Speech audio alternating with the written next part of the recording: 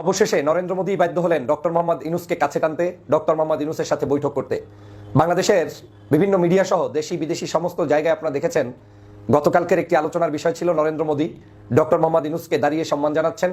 তার যারা সঙ্গপঙ্গ রয়েছেন সবাই এক বাক্যে নরেন্দ্র মোদী সহ সবাই ডক্টর মোহাম্মদ ইউনূসের জন্য দাঁড়িয়ে অপেক্ষা করছেন এবং ডক্টর মোহাম্মদ ইউনূস যখন প্রবেশ করছেন তখন সবাই তাকে সম্মান জানিয়ে তারপরে নরেন্দ্র মোদী তার সাথে হ্যান্ডশেক করে তারপরে বসেছেন। আপনারা দেখেছেন যে নরেন্দ্র মোদী গত পরশুদিন সম্ভবত আপনারা দেখেছেন একটি ছবিতে যে তারা ডিনার করতেছিলেন, সেই ডিনারের ছবিটি প্রকাশ পেয়েছে। সেখানে দেখা গিয়েছে যে নরেন্দ্র মোদীর আসলে মন ভালো নেই। একদিকে যেমন তার মন ভালো নেই, অন্যদিকে প্রফেসর ডক্টর মোহাম্মদ ইউনূস যে সকলের চাইতে সেরা তার একটি নজিরও আমরা সেখান থেকে দেখতে পেয়েছি। কি সেই নজিরটি? ডক্টর মোহাম্মদ ইউনূস যখন ইংলিশে কথা বলছেন তখন তিনি নির্দ্বিধায় অনর্গল, তার কোনো দোভাষী ছাড়া তিনি তার মতো করে কথা বলে যাচ্ছেন, কথা বলেছেন, আলোচনা করেছেন, স্মার্টলি সবকিছু হ্যান্ডেল করেছেন। কিন্তু নরেন্দ্র মোদীকে দোভাষী পিছনে রেখেই কিন্তু তার সেই ইংলিশগুলোকে ট্রান্সলেট করে তারপরে কথা বলতে হয়েছে। ডক্টর মোহাম্মদ ইউনূস যে বাংলাদেশের জন্য কত বড় একটি নিয়ামত, কত বড় একটি ভাগ্যবান আমরা, সেটা আজ আস্তে আস্তে ধীরে ধীরে আমরা কিন্তু অনুভব করতে পারছি।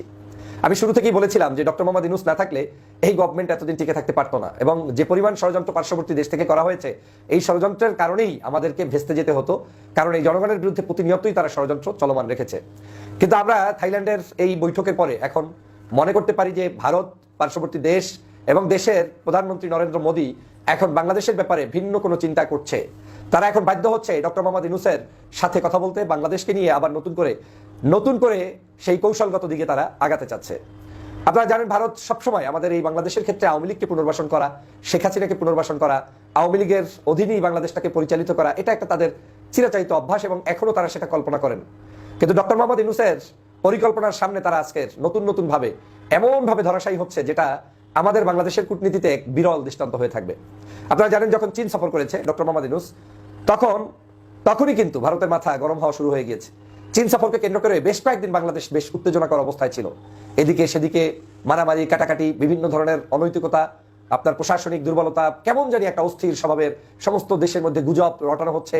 মোদী আপনার কি বলে শেখ হাসিনা আসবে আর বাংলাদেশ থেকে পালিয়ে যাবে ডক্টর ইউনূস, জরুরি অবস্থা ঘোষণা, সেনাবাহিনীকে নিয়ে বিতর্কিত মন্তব্য, বিভিন্ন কারণে বাংলাদেশে মনে হচ্ছিল যেন কি জানি কি ঘটে যায়।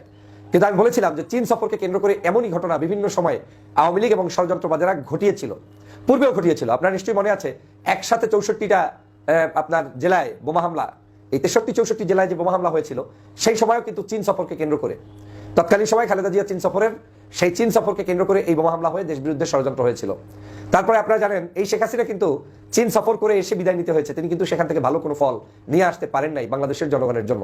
তো ডক্টর মোহাম্মদ ইউনূসের এই চীন সফরটা একটা টার্গেটেড ছিল, যেমন ডক্টর মোহাম্মদ ইউনূসের জন্য এটা ছিল একটা অবশ্যই উচ্চতর জায়গায় পৌঁছে যাওয়ার জন্য একটি সুন্দর দিকপাল হিসেবে।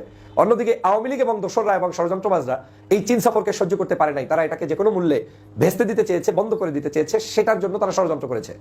কিন্তু দেখেন কি রবের খেলা, চীন সফর ঠিকই সুষ্ঠু সুন্দরভাবে হলো, শুধু সফর সুষ্ঠুভাবে হলো না, সেখানে এমন কিছু চুক্তি হলো যেই চুক্তিগুলোর সাথে বিনা কারণেই পূর্বে আমার দেশের জনগণ ভারতে যেতে অভ্যস্ত ছিল, যেমন চিকিৎসার জন্য স্বল্প খরচে চিকিৎসা, ভালো চিকিৎসা, এই জাতীয় জিনিসগুলো আমরা কিন্তু সেখান থেকে পিক করতাম। চীন ঘোষণা করছে তার দেশের নাগরিকদের ফ্যাসিলিটিস যেভাবে পাচ্ছে সেম খরচে বাংলাদেশের নাগরিকরা এখন চিকিৎসা নিতে পারবে। শুধু তাই না, চীন থেকে বিশেষায়িত হাসপাতাল নির্মাণ করা হবে বাংলাদেশে, যেখানে বাংলাদেশের জনগণ আর বাহিরে না গিয়েও চিকিৎসা ব্যবস্থার সুবিধা নিতে পারবে। এই বিষয়গুলো কিন্তু এখন জনতার সামনে চলে এসেছে। ভারত কিন্তু চাপা তাদের যে ক্ষোভ, এই ক্ষোভ আরো এখন নতুন করে ক্ষোভ তো দেখাতে আর পারছে না, নতুন করে জ্বলে পুড়ে ছারখার হয়ে যাচ্ছে।